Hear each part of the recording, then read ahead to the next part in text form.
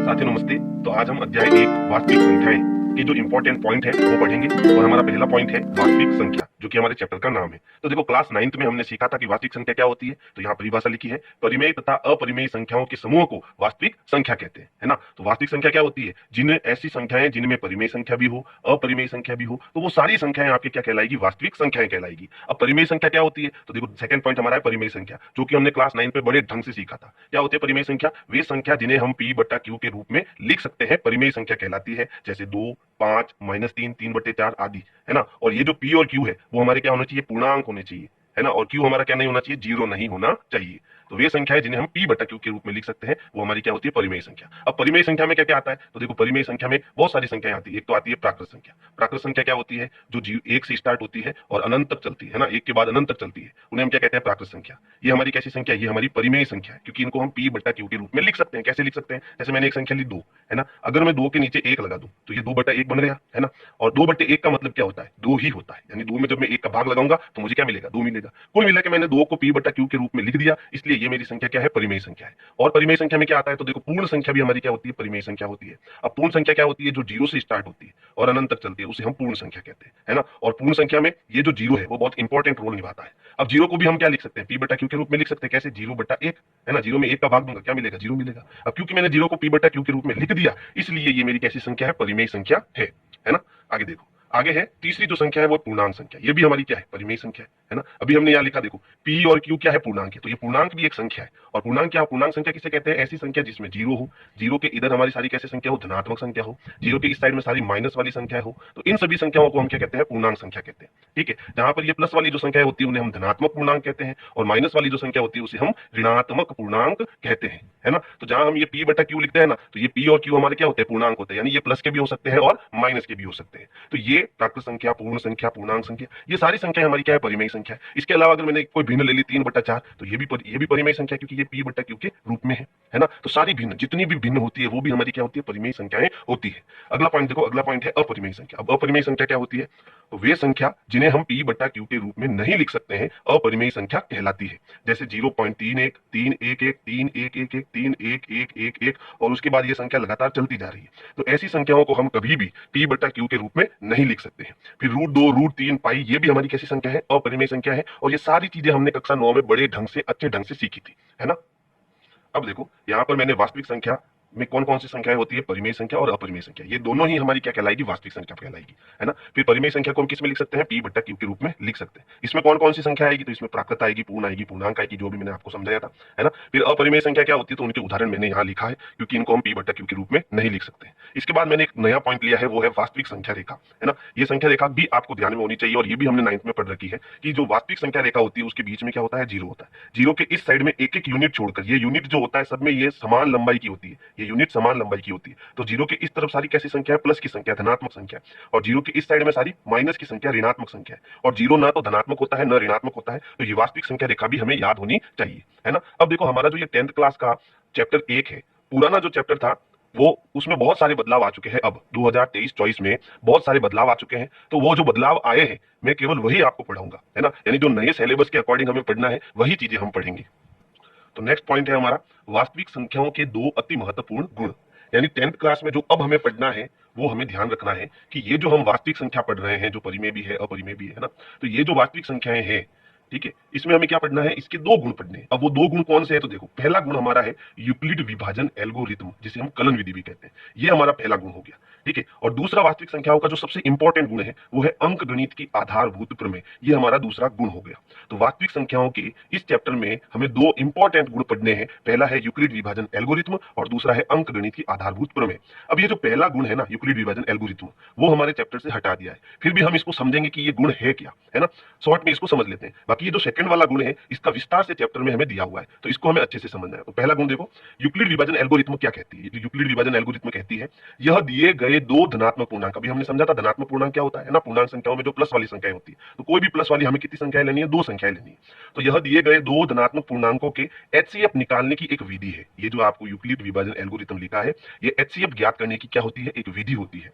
यदि 2 धनात्मक पूर्णांक ए और बी है, यानी यहां पर हम एक ए और बी 2 धनात्मक पूर्णांक ले रहे हैं, जैसे 4 और 5 5 ले लो ना, 5 और 4 ले लो, है ना। जैसे हम ए और बी ले रहे हैं, जिसमें ए जो है वो बी से क्या है, बड़ा है, यानी 5 जो है वो 4 से बड़ा है ना। ए बी है, जहां ए बी से बड़ा है, तो ए हमें कैसे मिला, ए हमें मिलेगा बी और क्यू को गुणा करके, बी और क्यू को गुणा करके प्लस इसमें आर जोड़ेंगे तो हमें क्या मिलेगा, ए मिलेगा। यही हमारा यूक्लिड विभाजन एल्गोरिथम है। अब ये क्या बीमारी है, इसको हम समझेंगे। ये क्या कहना चाहता है, जो भाग विधि होती है यही यूक्लिड विभाजन है। कैसे कि मान लो मेरे पास दो संख्या ए और बी, यदि बड़ी संख्या में मैं छोटी संख्या का भाग देता हूं, जैसे मैंने 5 में 2 का भाग दिया मान लो, ठीक है, ऐसे ही एग्जांपल से समझा रहा हूं।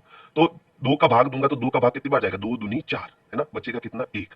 इसी प्रकार बी में अगर मैं ए में बी का भाग दूंगा तो मान लो ये भाग कितनी बार जाता है, क्यू बार, और जो भी संख्या आती है घटाने पर शेषफल हमें कितना मिलता है, आर मिलता है।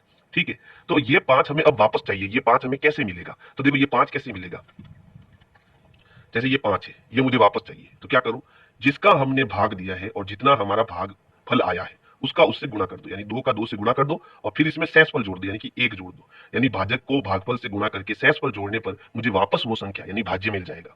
यानी 2 इंटू 2 करूंगा और जैसे ही 1 जोड़ूंगा तो मुझे वापस क्या मिल जाएगा, भाज्य मिल जाएगा। तो यही तो मैंने किया, देखो यहाँ पर बी ए में मैंने बी का भाग दिया, क्यू बार भाग गया, और यहाँ पर जो भी संख्या आई घटाने पर शेषफल मेरा कितना आया, आर आया। अब मुझे वापस ए चाहिए, तो मैं क्या करूंगा, बी को क्यू से गुणा करूंगा, बी इंटू क्यू, और उसमें क्या जोड़ूंगा, आर जोड़ूंगा, तो मुझे ए वापस मिल जाएगा, है ना। अब इससे हम एचसीएफ कैसे ज्ञात करेंगे वो हमें समझना है। ठीक है, तो एक एग्जांपल, ये एक एग्जांपल ही है पूरी बुक में, जो मैं एचसीएफ किससे ज्ञात करूंगा, यूक्लिड विभाजन एल्गोरिथम से ज्ञात करूंगा। बाकी आपकी बुक में ये कहीं भी नहीं है कि यूक्लिड विभाजन एल्गोरिथम से एचसीएफ ज्ञात करो। फिर भी एक आधा उदाहरण हम समझ लेते हैं। उदाहरण है 96 व 404 का एचसीएफ ज्ञात कीजिए, यानी 96 और 404 का हमें एचसीएफ ज्ञात करना है। और ये एचसीएफ जो है हम कौन सी विधि से ज्ञात करेंगे, यूक्लिड विभाजन से ज्ञात करेंगे। अब कैसे करना है उसको समझो। हमें दो संख्या दी, एक तो दिया 96, दूसरा दिया 404, है ना। अब दोनों में बड़ा कौन है, 404 बड़ा है। ठीक है, यानी कि मुझे क्या करना है, 404 में किसका भाग देना है, 96 का भाग देना है। अब ये भाग कितनी बार जाएगा, तो देखो जब मैं 96 की टेबल 4 बार बोलूंगा, यानी 4 से इसको गुणा कराऊंगा, तो 6 चौक 24, असल के 2, 9 चौक 36, 36 और 2 कितना हो जाएगा, 38। तो भाग जाएगा 4 बार और कितना आएगा, 384 आएगा। घटाएंगे, 4 में से 4 गया 0, 10 में से 8 गए 2, 3 में से 3 गया 0। ठीक है, तो अब देखो हमने क्या किया, हम मुझे क्या चाहिए, 404 चाहिए। कैसे मिलेगा, जब मैं 96 को 4 से गुणा करूंगा और उसमें कितना जोड़ूंगा, 20 जोड़ूंगा, तो मुझे कितना मिलेगा, 404 मिलेगा। ठीक है, अब हमें क्या करना है, अब देखो अब इन दोनों संख्याओं को लेना, एक तो 96 और एक 20। अब देखो इन दोनों में बड़ा कौन है, 96 है, तो अब 96 यहां पर रहेगा, 96 यहां रहेगा और 20 यहां रहेगा। अब 20 को मैं ऐसी किस संख्या से गुणा करूं, ठीक है, कि यहां पर ये 96 मुझे मिले और क्या जोड़ूं, तब 96 मिले। यानी कि कुल मिला के मुझे इस चिन्ह में अब भाग देना है 20 का। तो भाग कितनी बार जाएगा, 4 बार, कितना आएगा 80, घटाएंगे तो कितना बचेगा 16। अब मुझे 96 कैसे मिलेगा, 20 को जब मैं 4 से गुणा करूंगा और उसमें 16 जोड़ूंगा तब मुझे 96 मिलेगा, है ना। अब देखो इन दोनों में बड़ा कौन है, 20 और 16 में 20 बड़ा है, तो अब 20 को हमें यहाँ रखना है और 16 को यहाँ रखना है। 16 को मैं 1 से गुणा करूंगा और जब 4 जोड़ूंगा तब मुझे 20 मिलेगा, है ना। यानी फिर से मैंने यहाँ भाग किया। अब देखो इन दोनों में बड़ा कौन है, तो इन दोनों में 16 बड़ा है, 4 यहाँ आएगा। 4 को अब मुझे किससे गुणा करूंगा कि 16 आए, तो 4 चौक 16, क्या जोड़ूंगा, 0 जोड़ूंगा। जब जब यहाँ पर शेषफल 0 आ जाता है तो ये विधि हमारी खत्म हो जाती है, और जो यहाँ पर इस साइड में जो संख्या होती है वही हमारा क्या होता है, एचसीएफ होता है। तो इस प्रकार से जो है हम क्या निकालते हैं, हम यूक्लिड विभाजन के द्वारा एचसीएफ ज्ञात करते हैं, जब हमें दो धनात्मक पूर्णांक दिए हुए हो। यही यूक्लिड विभाजन प्रमेय का है ना। तो इस एग्जाम्पल का आप एक स्क्रीनशॉट ले सकते हो, चाहे आप इसको ऐसे करो या फिर ऐसे करो, आपका उत्तर हमेशा सही माना जाएगा। मेरे ख्याल से ये विधि ज्यादा बेहतर है। मैं आपको ये विधि भी बता देता हूं कि ये कैसे करना है, ठीक है। इसमें आपका ऐसे बड़ी आसानी से निकल जाएगा। अब इसको ज्ञात कैसे करना है वो भी समझो।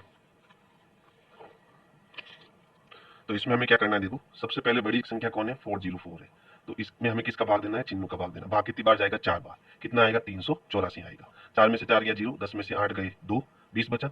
अब देखो जो शेषफल हमारा बचा है वो हमारी बड़ी संख्या बन जाएगी, है ना। और जिसका हमने नहीं जिसका हमने पहले भाग दिया 96, वो हमारी बड़ी संख्या बन जाएगी, और जो शेषफल आया है वो हमारी छोटी संख्या बन जाएगी। यानी अब हमें क्या करना है, इस 20 का इसमें भाग देना है, 96 में भाग देना है। तो भाग देंगे तो देखो 20 का भाग कितनी बार जाएगा, 4 बार, कितना आएगा, ये 80 आएगा, ये हो गया 6 और ये हो गया। अब हमारा शेषफल कितना बचा, 16। किसका भाग दिया था हमने, 20 का। तो अब 20 यहाँ पर बड़ा है और 16 छोटा है, तो यहाँ 20 अंदर की तरफ आ जाएगा। ठीक है, अब वापस भाग देंगे तो 16 एकम 16, कितना बचा, 4 बचा। अब इस केस में देखो अब 16 बड़ा है या 4, 16 बड़ा है, तो 16 अब अंदर आएगा। भाग कितनी बार जाएगा, 4 बार, 4 चौक 16। अब शेषफल हमारा क्या आ गया, 0 आ गया। तो 0 आ गया, तो अब यहां पर जो बचा है ना, वही हमारा क्या हो जाएगा, एचसीएफ हो जाएगा। ठीक है, तो ये मेथड ज्यादा इजी रहेगा। यही यूक्लिड विभाजन एल्गोरिथम होता है। ठीक है, अब हम नेक्स्ट पॉइंट पढ़ते हैं। नेक्स्ट पॉइंट हमारा देखो, एक पॉइंट तो हमने यहां पढ़ लिया, यूक्लिड विभाजन एल्गोरिथम, है ना। दूसरा पॉइंट हमारा जो इंपॉर्टेंट गुण है वो है अंक गणित की आधारभूत प्रमेय। ठीक है, और आपके एग्जाम में इसी में से प्रश्न आने वाला है, तो इस प्रमेय को आपको बड़े सही तरीके से समझना है। तो ये देखो, जो अंक गणित की आधारभूत प्रमेय है वो आपकी प्रमेय 1.1 है। अब जो आपका नया सिलेबस है ये आपका प्रमेय 1.1 है। ठीक है, इसको ध्यान रखना। क्या कहती है ये प्रमेय? प्रत्येक भाज्य संख्या को अभाज्य संख्याओं के एक गुणनफल के रूप में व्यक्त किया जा सकता है। यह गुणनफल अभाज्य गुणनखंडों के आने वाले क्रम के बिना अद्वितीय होता है। तो पहले तो हम ये समझते हैं कि ये भाज्य और अभाज्य क्या होता है। आपको समझ में आया होगा, लेकिन फिर भी एक बार मैं समझा देता हूं कि भाज्य और अभाज्य क्या होता है ना। तो देखो, भाज्य संख्या और एक होती है अभाज्य संख्या, दोनों में क्या अंतर है? तो देखो, हम बहुत सारी संख्याएं पढ़ते हैं, जैसे 1 2 3 4 5 6 7 8, ये बहुत सारी संख्या है। इनमें से कुछ भाज्य संख्या और कुछ अभाज्य। पहली बात, एक तो ना तो भाज्य है ना अभाज्य है, ठीक है। दूसरी चीज, ये जो दो है वो हमारी क्या है? अभाज्य संख्या। क्यों है अभाज्य संख्या? क्योंकि जिसके केवल दो गुणनखंड होते हैं वो हमारी अभाज्य संख्या होती है। या फिर ऐसी संख्या जिसमें केवल खुद का भाग जाए या फिर एक का भाग जाए, इसके अलावा किसी भी संख्या का भाग ना जाए, वो अभाज्य संख्या होती है। एक और परिभाषा है, जिसका केवल खुद का पहाड़ा हो, वो किसी दूसरों के पहाड़े में नहीं आता हो, वो हमारा अभाज्य होता है। जैसे 2 का खुद का पहाड़ा है, 2 और किसी पहाड़े में नहीं आता एक के अलावा, है ना। फिर 3 का खुद का पहाड़ा है ना, लेकिन 4 देखो, 4 4 के पहाड़े में भी आता है और 4 2 के पहाड़े में भी आता है, इसलिए ये हमारी भाज्य संख्या होगी। और 5 का केवल 5 के पहाड़े में आता है, दूसरे किसी पहाड़े में आता नहीं है। फिर 6 6 देखो, 2 के पहाड़े में भी आता है, 3 के पहाड़े में भी आता है और 6 के पहाड़े में आता है, इसलिए ये भाज्य संख्या है। फिर उसके बाद 7 7 हमारी अभाज्य संख्या है, क्योंकि इसका खुद का पहाड़ा है, ये किसी भी पहाड़े में नहीं आता। फिर 8, तो 8 हमारी भाज्य संख्या है। तो आप भाज्य अभाज्य संख्या समझ गए होंगे, है ना। अब हमारी प्रमेय क्या थी? प्रमेय थी कि प्रत्येक भाज्य संख्या, यानी ये वाली जो संख्या, जितनी भी संख्या है, प्रत्येक भाज्य संख्या को हम एक को अभाज्य संख्याओं के एक गुणनफल के रूप में व्यक्त किया जा सकता है। अब इसको समझो, यानी जैसे मैंने एक भाज्य संख्या ली, कौन सी ली? 8 ली। अब इसको मुझे अभाज्य संख्याओं में बदलना है, तो हम इसका क्या करेंगे? अभाज्य गुणनखंड करेंगे, यानी कि 8 को हमें अभाज्य संख्याओं से भाग देना है। अभाज्य कौन कौन सी? जैसे यहाँ 2 2 का भाग जा रहा है तो 2 का भाग देंगे, कितना आया? 4। फिर 2 का भाग जा रहा है, कितनी बार जा रहा है? 2 बार। फिर 2 एकम 2। तो यहां मुझे वापस 8 लिखना है, लेकिन कैसे लिखना है? अभाज्य संख्याओं के गुणनफल के रूप में लिखना है। तो ये अभाज्य संख्याओं का गुणा करा दो, 2 गुणा 2 गुणा 2, वापस गुणा करो, आपको क्या मिलेगा? 8 मिलेगा। यानी ये तो हमारी कैसी संख्या है? ये हमारी भाज्य संख्या है। और ये सारी हमारी कैसी संख्या है? अभाज्य संख्या है। और दोनों क्या है? दोनों बराबर है। क्यों? 2 दूनी 4 4 दूनी 8, गुणा करने पर वापस मुझे क्या मिलेगा? 8 ही मिलेगा। बात समझ में आई आपको, है ना। हमने क्या किया? हमने भाज्य संख्या को अभाज्य संख्या के गुणनफल के रूप में लिख दिया, ठीक है। यही हमारी अंक गणित की आधारभूत प्रमेय है, ठीक है। अब नीचे एक लाइन और लिखी है, यह गुणनफल अभाज्य गुणनखंडों के आने वाले क्रम के बिना अद्वितीय होता है। यानी यहां पर 2 गुणा 2 गुणा 2 जो आया है, इसकी जगह कभी भी 3 नहीं आ सकता, ये अद्वितीय नंबर है ना। यहाँ 5 4 6 कुछ भी नहीं आ सकता, केवल 2 2 2 3 बार आएगा, इसके अलावा कुछ नहीं आएगा, ये अद्वितीय है। फिर क्रम के बिना अद्वितीय, इसका मतलब है इसमें क्रम का ध्यान हमें नहीं रखना है। जैसे यहाँ 50 है, तो अब 50 के हम अभाज्य गुणनखंड करते हैं। देखो 50 है, 50 में किसका भाग जा रहा है? 2 का जा रहा है, तो 2 का देंगे, कितनी बार जाएगा? 25 बार। अब 2 का नहीं जा रहा है तो 3 का नहीं जा रहा है, फिर किसका सोचना है? 5 का भाग देंगे, 25। फिर 5 का जा रहा है एक बार, यानी अगर मुझे 50 लिखना है तो कैसे लिखूंगा? 2 गुणा 5 करके लिखूंगा, ठीक है। तो यहां पर इसको मैं 50 को ऐसे भी तो लिख सकता हूँ, 5 गुणा 2 गुणा 5, या ऐसे भी तो लिख सकता हूँ 50 बराबर 5 गुणा 5 गुणा 2, है ना। सबको गुणा कराने पर हमारा उत्तर तो 50 ही आएगा, है ना। यानी इसमें क्रम का ध्यान रखे बिना, क्रम का बिना ध्यान रखे, ये सारे जो आपके अभाज्य गुणनखंड आए हैं, टुकड़े आए हैं, वो अद्वितीय है। यानी 2 5 5 के अलावा यहाँ कोई दूसरा नंबर नहीं आ सकता, 3 4 5 कुछ दूसरा नंबर नहीं आ सकता, यही नंबर आएंगे, ठीक है। ये अद्वितीय नंबर है। और अब देखो एक चीज, इसमें हम इसको घात रूप में भी लिख सकते हैं। कैसे लिख सकते हैं कि 50 बराबर क्या आया? 2 इंटू 5 आया, तो 2 इंटू 5 कितनी बार आया? 2 बार। तो इसको हम 5 की घात 2 भी लिख सकते हैं, ऐसे भी हम इसको लिख सकते हैं, ये भी हमें ध्यान रखना है। तो यहाँ पर मैंने 2 उदाहरण लिया है, देखो दोनों उदाहरण में एक तो 50 है, 2 गुणा 5 इंटू 5, इसे हम 2 इंटू 5 की घात 2 भी लिख सकते हैं, है ना। फिर है 210, जब इसके अभाज्य गुणनखंड करेंगे तो 2 इंटू 3 इंटू 5 इंटू 7 आएगा, या 7 इंटू 3 इंटू 5 इंटू 2 भी इसको हम लिख सकते हैं। यानी इसमें क्रम का ध्यान नहीं रखते हम। अगला पॉइंट है, यूक्लिड विभाजन प्रमेय का उपयोग एचसीएफ ज्ञात करने में करते हैं, जबकि अंक गणित की आधारभूत प्रमेय द्वारा एचसीएफ तथा एलसीएम दोनों ज्ञात कर सकते हैं, ठीक है। तो ये दोनों में एक मेजर डिफरेंस हो गया कि हम यूक्लिड विभाजन से तो केवल एचसीएफ ज्ञात कर सकते हैं, लेकिन जो हमारी प्रमेय 1.1 है उससे ये दोनों हम ज्ञात कर सकते हैं, एचसीएफ और एलसीएम दोनों। नेक्स्ट है, अंक गणित की आधारभूत प्रमेय से एचसीएफ व एलसीएम ज्ञात करना। अब इस प्रमेय से हम एचसीएफ और एलसीएम कैसे ज्ञात करेंगे वो हमें समझना है।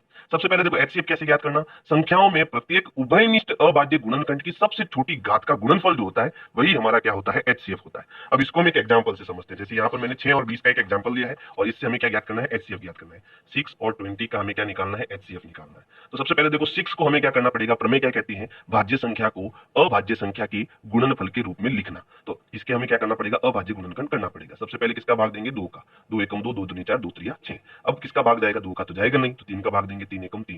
यानी अगर मुझे 6 लिखना है तो कैसे लिखूंगा? 2 गुणा 3 करके लिखूंगा, है ना। ये अभाज्य संख्या आ गई मेरे पास। फिर है 20, तो 20 का भी हमें क्या करना? अभाज्य गुणनखंड करना। तो देखो 20 के हम अभाज्य गुणनखंड करेंगे तो 20 में सबसे पहले किसका भाग देना, 2 का। यहाँ पर हमेशा अभाज्य संख्या का ही भाग देना, क्योंकि मुझे यहाँ अभाज्य संख्या ही लिखनी है ना। तो यहाँ भाग देंगे तो 2 दाए 20 होता है, तो यहाँ पर हो गया 10, 10 बार भाग जाएगा, फिर 2 का भाग जाएगा अगेन, 2 पंजे 10, अब 3 का नहीं जाएगा, किसका जाएगा, 5 का, 5 एकम 5। तो अगर मुझे 20 लिखना है कैसे लिखूंगा, 2 इंटू 2 इंटू 5 ऐसे ही लिखूंगा, है ना। अब मैं 2 इंटू 2 को क्या लिख सकता हूँ, मैं ऐसे भी तो लिख सकता हूँ, क्योंकि 2 2 बार आ रहा है तो इसको 2 की घात 2 लिख सकता हूँ, फिर गुना 5, है ना।